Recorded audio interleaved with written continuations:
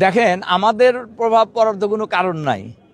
এই কারণেই এনসিপির নতুন দল হলেও জুলাই বিপ্লবের তো এরা হলো একটা বড় স্টেক হোল্ডার। এটা কিন্তু মাথায় রাখতে হবে। এটা তো একটা জুলাই চেতনাটা তো অনেক বড় বাংলাদেশে। এটা আপনারা লক্ষ্য করছেন যে জুলাই বিপ্লবের অন্যতম নায়ক শহীদ শরীফ ওসমান হাদি, তার হত্যাকাণ্ডের পরে যে জানাজা হয়েছে, বাংলাদেশের ইতিহাসে না আরও অন্য কোনো দেশের ইতিহাসে এত বড় জানাজা আর কোনো সময় হয়েছে কিনা অতীতে আমাদের জানা নাই আর কি। তার এটা বোঝা যায় যে জুলাই বিপ্লবের চেতনা মানুষ, রাজনৈতিক দলের লোকেরা কতটুকু ধারণ করছে আমি বলতে পারবো না বা বলার দরকারও নাই।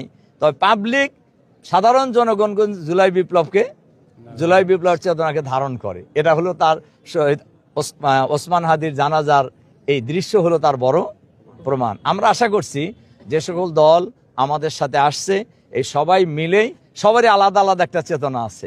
যেমন কর্নেল অলি সাহেব, উনি মুক্তিযুদ্ধের সাব সেক্টর কমান্ডার এবং রাজনীতিতে অনেক পুরনো লোক, ওনার একটা ইমেজ আছে। এরপর জুলাই বিপ্লবের যারা যোদ্ধা তাদের আছে। জামাত ইসলামীর পক্ষে এখন বলা যায় সারা বাংলাদেশে গণজোয়ার তৈরি হয়েছে। এই সব মিলে আবার ইসলামী দলগুলি সব একসাথে হয়েছে। সব মিলে তো এখন মানুষ ঐক্যবদ্ধ বলা যায়, গোটা ন্যাশন ঐক্যবদ্ধ।